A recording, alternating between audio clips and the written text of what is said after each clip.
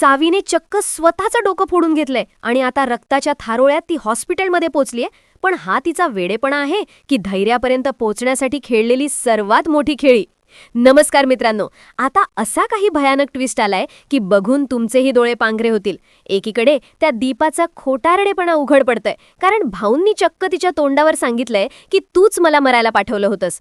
हे ऐकून तर मला इतका आनंद झालाय की शेवटी त्या कारस्थानी दीपाचा खरा चेहरा समोर येतोय.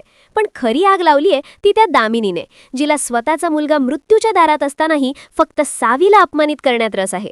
अरे, स्वतःच्या सुनेला धक्के मारून बाहेर काढताना हिचा हात थरथरला नाही हे बघून खरंच संताप येतो. पण सावी सुद्धा काही कमी नाही. तिने स्वतःला जखमी करून घेत जो इमर्जन्सी ड्रामा रचलाय ना, तो बघून वाटतंय की प्रेमासाठी ही मुलगी कोणत्याही थराला जाऊ शकते. पण सावधान, कारण तिकडे विलास आणि भास्कर अंधाराचा फायदा घेऊन धैर्याचा काटा काढायला टपून बसलेत.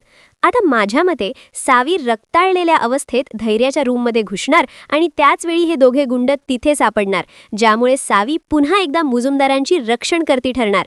मला तर वाटतंय सावीचं हे पाऊल धैर्याचे प्राण वाचवेल, पण तिला या जखमेची मोठी किंमत मोजावी लागेल. तुम्हाला काय वाटतं? सावीने स्वतःला इजा करून घेणं बरोबर होतं का? आणि हे विलास भास्कर पकडले जातील का? तुमचं मत कमेंटमध्ये नक्की सांगा. व्हिडिओला लाईक करा आणि अशाच झणझणीत अपडेट्ससाठी चॅनलला आत्ताच सबस्क्राईब करा.